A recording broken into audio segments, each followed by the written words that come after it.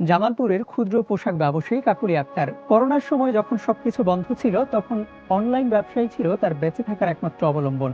কিন্তু ইদানিং তার দুশ্চিন্তার শেষ নেই। কয়েক ঘন্টা পর পর লোডশেডিং আর তার পাল্লা দিয়ে সাথে বাড়ছে মোবাইল নেটওয়ার্কের দুর্বলতা। কাস্টমারদের রিপ্লাই দিতে দেরি হচ্ছে, অর্ডার হাতছাড়া হচ্ছে। কাকুলি আক্তার একা নন, রাইড শেয়ারিং চালক শাহ আলমও একই বিপদে।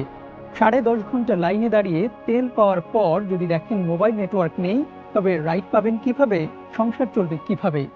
বৈশ্বিক ভূ রাজনীতি, বিশেষ করে ইরান ইসরায়েল উত্তেজনায় হরমুজ প্রণালী ঘিরে যে অস্থিরতা, তার ঢেউ এসে লেগেছে বাংলাদেশের জ্বালানি বাজারে।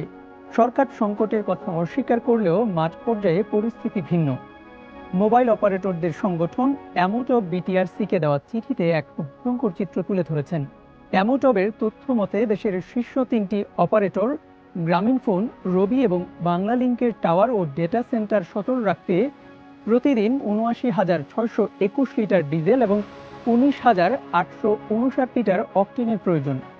ঝড় বৃষ্টি বা লোডশেডিংয়ের কারণে যখন গ্রিড বিদ্যুৎ ৫ থেকে ৬ ঘন্টা থাকে না, তখন এই জেনারেটরই একমাত্র ভরসা। সাধারণ টাওয়ার বন্ধ হলে নির্দিষ্ট এলাকার মানুষ নেটওয়ার্ক হারায়, কিন্তু আসল আশঙ্কা ডেটা সেন্টার নিয়ে। অ্যামোটব মহাসচিব লেফটেন্যান্ট কর্নেল মোহাম্মদ জুলফিকার সতর্ক করেছেন, ডেটা সেন্টার হলো নেটওয়ার্কের মস্তিষ্ক। একটি বড় ডেটা সেন্টার চালাতে ঘন্টায় প্রায় ৫০০ থেকে ৬০০ লিটার ডিজেল লাগে, যা দিনের প্রায় ৪,০০০ লিটার। স্থানীয় পাম্পগুলো এত বিপুল পরিমাণ জ্বালানি সরবরাহ করতে হিমশিম খাচ্ছে। যদি এই মস্তিষ্ক একবার বন্ধ হয়, তবে শুধু কল সেন্টার নয়, মোবাইল ব্যাংকিং, ই কমার্স এবং জরুরি সরকারি সেবা সবকিছু মুহূর্তের মধ্যে অচল হয়ে পড়বে। পরিস্থিতি কতটা গুরুতর তা আজ করতে পেরেছে নিয়ন্ত্রক সংস্থা বিটিআরসিও। সংস্থাটির ভাইস চেয়ারম্যান মোহাম্মদ আবু বকর সিদ্দিক জানিয়েছেন, বিষয়টি নিয়ে উচ্চ পর্যায়ে বৈঠক হচ্ছে। জ্বালানি মন্ত্রণালয়ে চিঠি দেওয়া হয়েছে যাতে টেলিকম স্থাপনাগুলোকে জরুরি সেবার আওতায় এনে নিরবিচ্ছিন্ন বিদ্যুৎ ও ডিপো থেকে সরাসরি জ্বালানি সরবরাহ নিশ্চিত করা হয়।